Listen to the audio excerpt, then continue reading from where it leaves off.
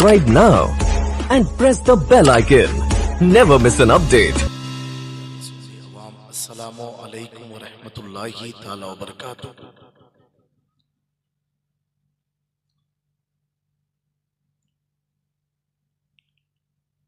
हज़रात गिरामी,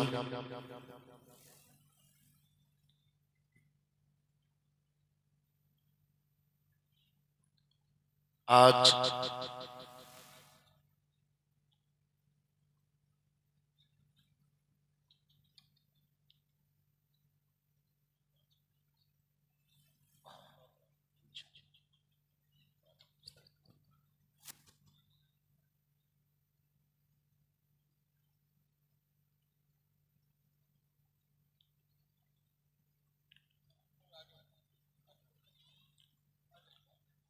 16 शाबान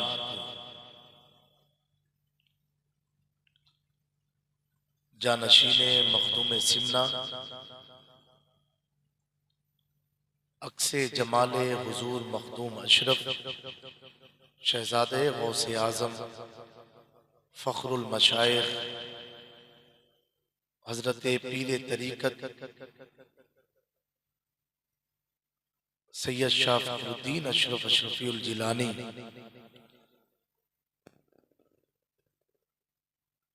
इस दारे फानी से कूच फरमा गए। इन्ना लिल्लाहि व इन्ना इलैहि राजिऊन। मैं चाहता हूँ कि जितने भी लोग बैठे हैं, आज शबे जुमा है, एक बार दुरूद शरीफ, एक बार सूरह फातिहा पढ़ के उनको इसाले सवाब पहुंचा दिया जाए।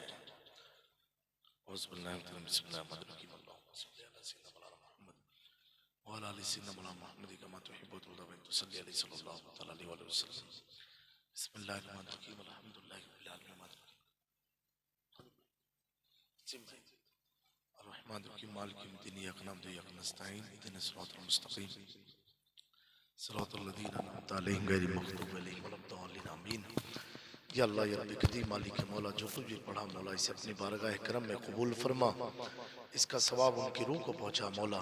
या अल्लाह उनके तमाम गुनाहों को माफ़ फरमा करके उनके कब्र पर नूर और रहमत की बारिश नाजिल फरमा।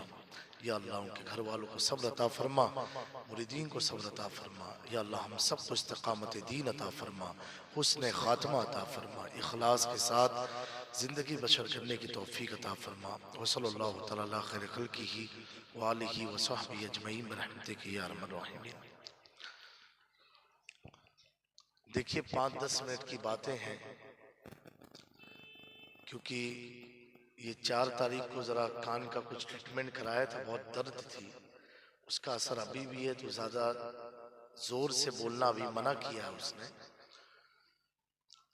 तालीमी बेदारी प्रोग्राम का उन्वान है, और अभी जहन में 1-2 बात नहीं आई, मैंने कहा आपकी समात तक पहुंचा दूं, और इसी बात को आप लेकर के जाएं। मेरा यकीन है इस पर अमल करेंगे, अल्लाह हम सबको कामयाबी अता फरमाएगा। एक बाबा से बुलंद दुरूद पाक पढ़ लीजिए। अल्लाहुम्मा सल्ली अला सय्यिदना मौलाना मुहम्मद व अला आलि सय्यिदना मौलाना मुहम्मद कमा तुहिब्बु व तुरदा व तुसल्ली अलैहि सल्लल्लाहु तआला अलैहि वसल्लम।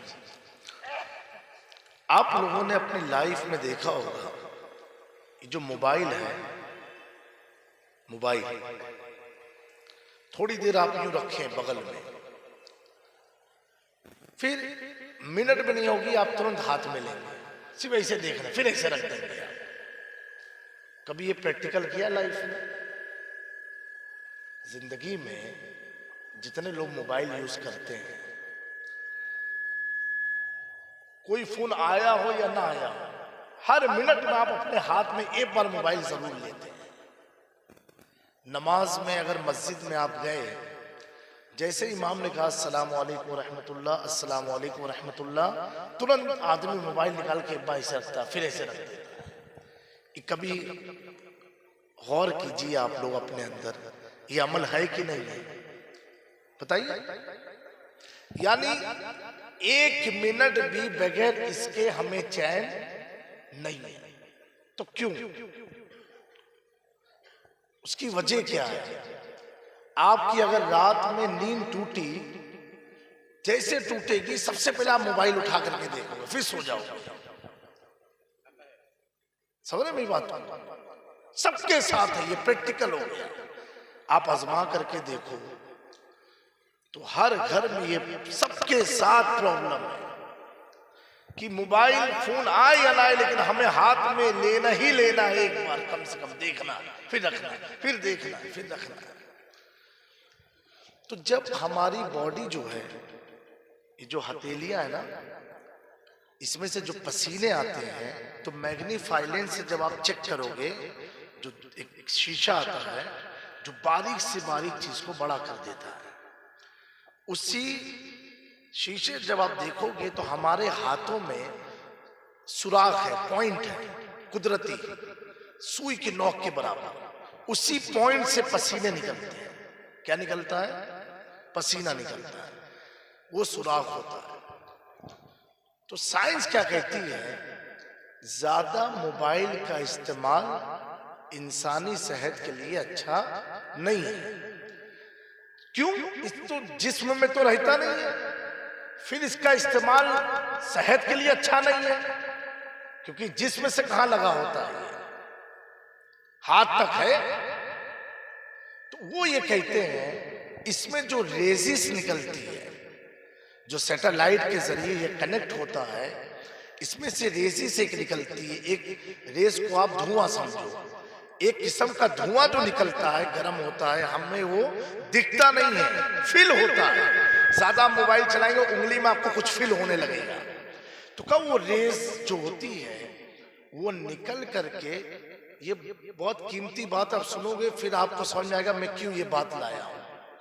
वो रेस जो होती है मोबाइल की, सेलफोन की, वो निकल करके, और निकलने के बाद हमारे इसी पॉइंट के जरिए, वो अभी बैठ जाओ, 5-10 मिनट की खाली बात है, इसकी जो रेजिस होती, जो शुआएं निकलती है, वो हमारे हाथ में आकर के जो महीन महीन डॉट है, जहां से पसीने निकलते हैं, उस महीन डॉट के जरिए हमारे जिस्म में उतर जाता है। क्या होता है? जिस्म में उतर जाता है। इतनी कसरत से उतरता है तो अब बगैर इसके रहना हमें बेचैनी महसूस होने लगती है। क्यों? इसकी रेजिस जो थी, शुआएं जो थी, हाथों के जरिए, उंगलियों की बारीक बारीक सुराख के जरिए हमारे पूरे वजूद में सरायत कर गई है। अब एक लम्हे के लिए दूर होता है तो बेचैनी होती है कि कोई दोस्त हमसे अलग हो गया है, कोई सामान हमारा हमसे दूर हो गया है, कोई चीज हमसे छूट गई है। ये साइंस कहती है कि इसकी रेस में इतनी ताकत है, इतना पावर है कि वो तुम्हारी महीन महीन सुई के नोक से भी बारीक जो सुराख है उसके अंदर सरायत कर जाता है। अब जब सरायत करता है तो उसका ताल्लुक कैसा होता है? अगर ये तुम्हारे जिस्म का हिस्सा नहीं, लेकिन जिस्म का हिस्सा बन जाता है, बगैर इसके बेचैनी हो जाती है, बेकरारी बढ़ जाती है। हर वक्त, हर लम्हा हम हाथ में मोबाइल लेकर के देखते रहते हैं, क्या मैसेज आया, किसका कॉल आया, ये करना है, वो करना है। ये एक इंसानी फितरत बन गई है। अब मैं सुन्नियों इस महफिल में आए हुए आशिक़े मुस्तफा को पैगाम देना चाहता हूँ। जब दुनिया का बनाया हुआ ये मोबाइल में अगर इतनी शुआएं होती है जो जिस्म में सरायत जाती है, और जब कर जाती है बगैर इसके चैन नहीं, बगैर इसके करार नहीं, बगैर इसके इत्मीनान नहीं, तो सूफिया फरमाते हैं इसी तरह कुरान में भी रूहानियत की रेसिस होती है, रूहानियत की शुआएं होती है। जब तुम उसे हाथ में लेते रहोगे, उसके नूर इसी बारीकी सुराख के जरिए जिस्म में सरायत कर जाएगा, और जब कर जाएगा तो तेरा हाल ऐसा हो जाएगा कि इमाम आज़म अबू हनीफा 3 साल तक जितना नारे तकबीर, नारे रिसालत, नारे रिसालत, हुजूर सैयद कामिल साहब किबला, नारे कुरान की तिलावत करते रहे। एक बुजुर्ग तो 7 साल तक कुरान की तिलावत करते रहे। ये तो वलियों का मामला है। अब कुर्बान जाओ कि हुसैन के अंदर और कुरान में किस तरह हुसैन में कुरान, कुरान में हुसैन समा गया था कि सर तो कट गया, फिर भी सुबह का कुरान की तिलावत हो रही। वाह वाह, सुभान अल्लाह, बहुत खूब, वाह। सर कट गया फिर भी कुरान की तिलावत हो रही है। मैंने पूछा क्यों, तो कहा इसकी रूहानियत जिस्म में सरायत कर गई है। वाह वाह, जिस्म में सरायत कर गई है। मेरे दोस्तों, ख्वाजा गरीब नवाज जिनका मुल्क है, भारत के राजा हैं, हम सब के दाता हैं, हजरत ख्वाजा गरीब नवाज जो है एक बैठक में 2 कुरान पढ़ते थे। कितना? 2। एक पढ़ा और पढ़ने के बाद खामोश हो जाते थे, फिर थोड़ी देर के बाद दूसरा शुरू करते थे। आज हमारा हाल क्या है? मोबाइल में 12-12 घंटे हम बिता देते हैं, 12 घंटे पता चलते नहीं है। और गरीब नवाज और एक तबारक किसी को दे दो पढ़ने को, सूरह मुल्क, तो उसको पढ़ने में कितनी उसको नींद आने लगती है। तो दूसरी बात मैं ये अर्ज कर रहा था कि कलाम पाक का फायदा क्या है। अब आप मुझे बताओ, ये जितने लोग बैठे हैं, मैं नया किसी इलाके में गया, सैयद साहब किबला, मैंने देखा या आपने देखा कि लोग कुरान की महफिल सजाए, कुरान खानी हो रही है। तुरंत जहन ये कहता है, लगता है इस इलाके में किसी का इंतकाल हुआ है। बोलिए, सही बात है कि नहीं? ये तकरीर करने नहीं बैठा हूं, तकलीफ ज्यादा है, लेकिन जब इतनी लेट तक आप बैठे हुए हो तो कुछ लेख रखे जाओ। तो आप जहां हल्के में देखेंगे लोग कुरान पढ़ने, समझ जाएंगे कि मैयत ही को साले सवाब के लिए पढ़ा जा रहा है। ये सिस्टम बन चुका है। बाकी कुरान जल्दी मुसलमान अब हाथ लगाते नहीं है। मैं ये कहता हूं, हम इस लायक ही नहीं रह गए कि कुरान अपने करीब बुलाता ही नहीं है। मेरे दोस्तों, टर्की में जलजला आया, देखा कि नहीं? और सीरिया में आया। टर्की कैसा मुल्क है जिसका नाम सुन के मुसलमानों का चेहरा खिल जाता है। तैयब उर्दुगान का नाम सुन के कौन मुसलमान है जो मुस्कुराए ना? ऐसा मुल्क जो हर वक्त मुसलमानों की मदद के लिए खड़ा रहता हो, वो मुल्क भी तबाह हो गया, तबाह हो गया। अब कोई पूछे आपसे, ए इलाके वालों, जिस मुल्क का हाकिम मुसलमानों की मदद करता हो और उस मुल्क में अल्लाह ने इतनी बड़ी तबाही ला दी, तो आप क्या जवाब दोगे उसको? तो 3 बार उस मुल्क में जाने का मौका मिला। कभी अगर आप जाओगे तो आपको लगेगा नहीं कि आप मुसलमान के मुल्क में हो, आपको लगेगा आप यहूदियों के मुल्क में हो। इतनी उर्रानियत। हमारा हिंदुस्तान अल्हम्दुलिल्लाह अल्हम्दुलिल्लाह अता है, गरीब नवाज के करम है, बुजुर्गों का और उलमा का। आज ये मदारिस ये जहां जहां कायम है, आप मानो या ना मानो, आपका जो ईमान बचा है उस बचे हुए मरकज का नाम मदरसा इस्लामिया है। मेरे दोस्तों, ये मदरसे ने बचा करके रखा है, इसीलिए कुछ लोगों की निगाहें मदरसे पर अब कड़क बन चुकी है और कुछ लोग तो अब निगाहें कड़क किए हैं। हमें अपनों ने लूटा, गैरों में कहां दम था, मेरी कश्ती थी डूबी वहीं जहां पानी कम था।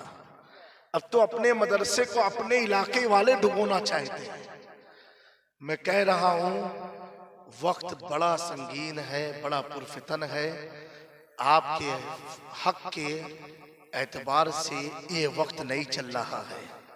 अपने उलमा को मजबूत करो, मदारिस के असातिज़ा को मजबूत करो, मसाजिद के अइम्मा को मजबूत करो, और अगर यहां तुम ढीले रहे तो तुम तो ढीले बन करके चले जाओगे, आने वाली नस्ल दीन हनीफ पर होगी कि नहीं होगी इसका किसी को इल्म नहीं रहेगा।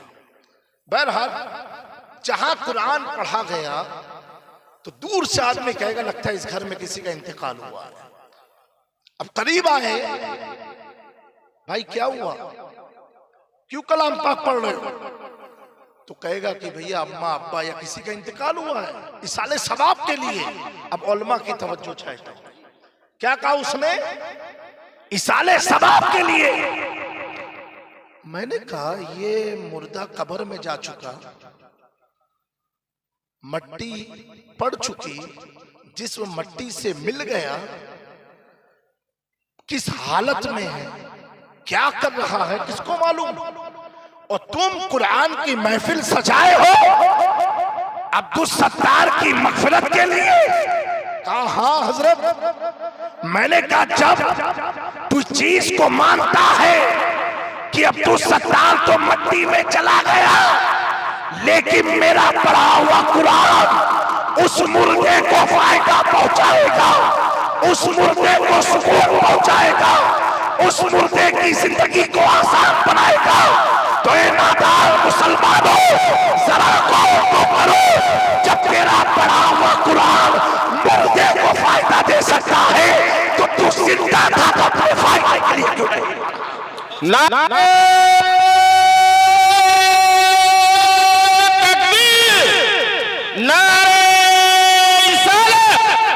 तालीमे बेदारी कॉन्फ्रेंस हुजूर सैयद मोहम्मद जामी साहब क़िबला, नारे तकबीर, नारे रिसालत।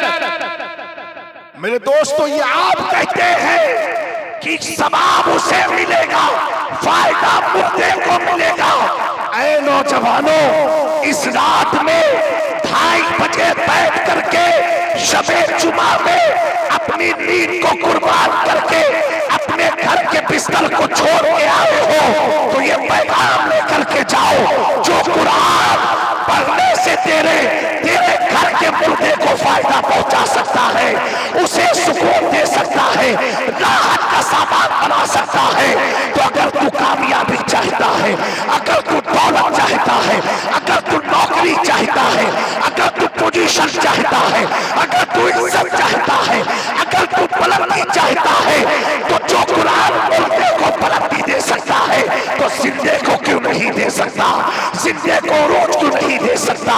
ऐ नौजवानों, इस महफिल में आए हुए लोगों, आज इस रात में तय करके उठो कि हम कुरान से अपनी बुलंदी को हासिल करेंगे, कुरान के जरिए कामयाबी को हासिल करेंगे, कुरान के जरिए रोजी को हासिल करेंगे। जब तू कुरान के जरिए हासिल करेगा तो माँ बाप का भी वफादार रहेगा, असातिज़ा का भी वफादार रहेगा, अइम्मा का भी वफादार रहेगा, मसाजिद का भी वफादार रहेगा, और जहां से दीन फैलता है उस मदरसे का भी तू वफादार, क्योंकि तूने साथी कुरान को बना लिया है। मेरे दोस्तों, अब सबसे बड़ा सवाल है, पढ़ना नहीं आता।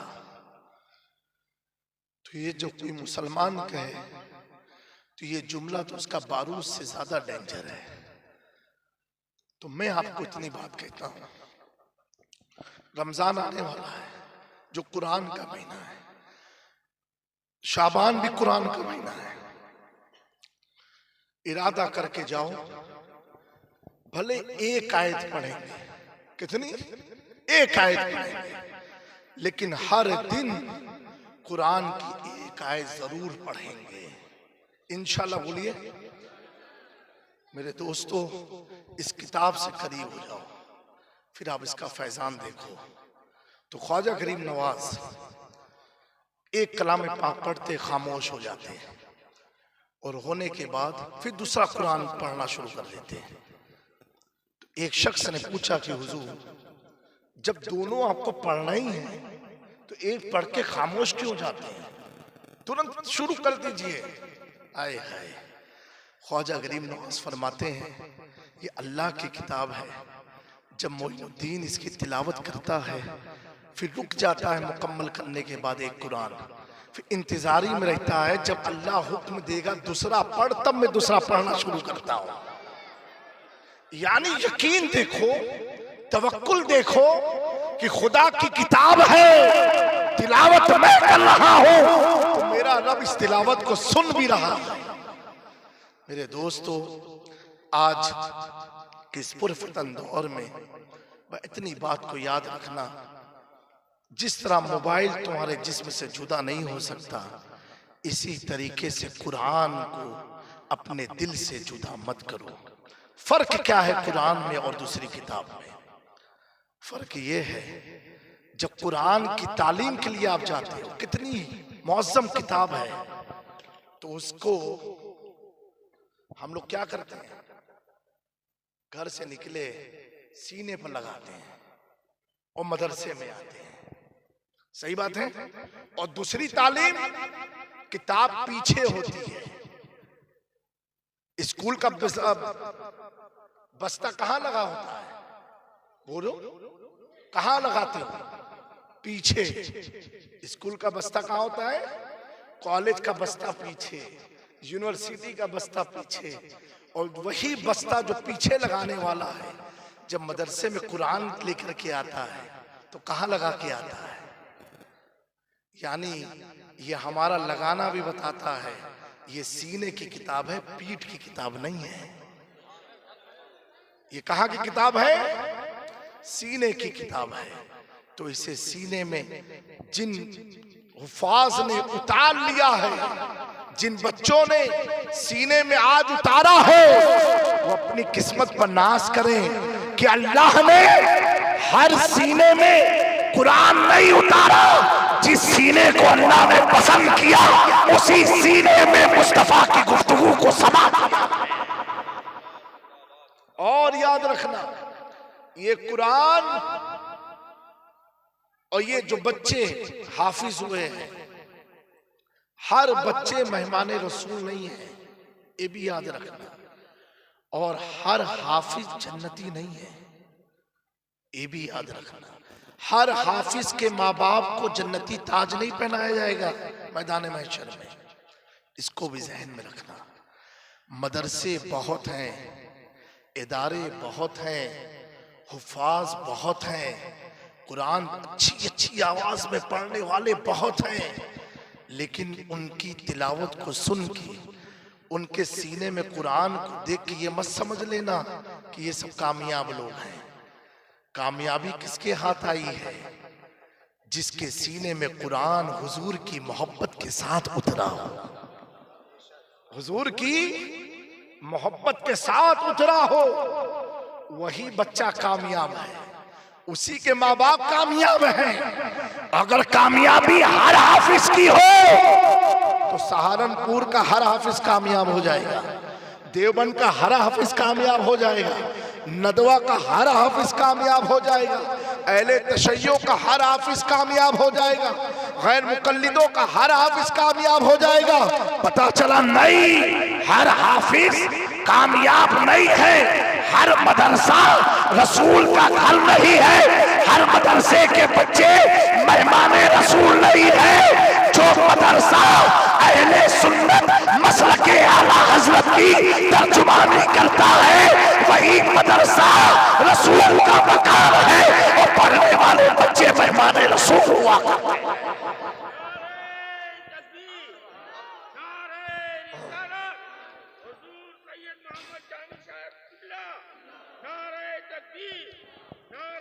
तो इन बच्चों को, मेरा इरादा कुछ बोलने का नहीं था, लेकिन इतनी बातें, इतनी तकलीफ में भी मैंने जो अर्ज की है, ऐ नौजवानों, वक्त बड़ा पुरफितन है, अपने ईमान की हिफाजत करो। और हिफाजत कैसे है? एक हाथ में आले रसूल का दामन हो, एक हाथ में कुरान मजीद हो, आप कामयाब हो जाओगे। आपको कामयाबी से कोई रोक नहीं सकता है। मैं इन बच्चों को, इनके घर वालों को, पढ़ाने वाले असातिज़ा को, इस मदरसे के तमाम टीम को मुबारकबादी पेश करता हूँ। अल्लाह इस मदरसे को खूब तरक्की और उरूज अता फरमाए, नजर बद से महफूज फरमाए, और जो लोग भी काम कर रहे हैं मौला उनकी भी हिफाजत फरमाए, उनके घर वालों की हिफाजत फरमाए, और इन बच्चों को इकबाल का बुलंद फरमाए, और जो तालीम, जो कुरान को हिफ्ज किया है, इसकी बरकत से अल्लाह इनकी नस्लों में भी आशिक रसूल को पैदा फरमाए। मेरे दोस्तों, वक्त बहुत डेंजर टाइम चल रहा है, बहुत खुराफाती दौर चल रहा है। बस हुजूर की मोहब्बत में डटे रहना, उस मोहब्बत में समझौता कभी किसी से मत करना, तुम कामयाब रहोगे। और अगर हुजूर की मोहब्बत को गिरा करके तुम भले ही जितने उस पर चले जाओ, तो समझ जाना है तेरा ज़ुम्मे बातिल है, वो मंजिल तू हवा में है, जब चाहेगा गिर सकता है। जब मोहब्बत रसूल के साथ तू उठेगा तो उठता ही चला जाएगा, उठता ही चला जाएगा। तभी तो इमाम इश्क मोहब्बत कहते हैं, तेरे कदमों में जो है गैर की ठोकर पे न डाल, चिड़कियां खाए कहां छोड़ के सदका तेरा। या रसूलुल्लाह सल्लल्लाहु तआला अलैहि वसल्लम बरसता नहीं, देखकर अब्र रहमत बदू पर भी बरसा दे। बरसाने वाले चमक तुझसे पाते हैं, सब पाने वाले मेरा दिल भी चमका दे। चमकाने वाले अस्तगफिरुल्लाह रब्बी मिन कुल्लि ज़ंबि व अतूबु इलैहि व मा अलैना इल्लल बलाग। अस्सलामु अलैकुम व रहमतुल्लाह।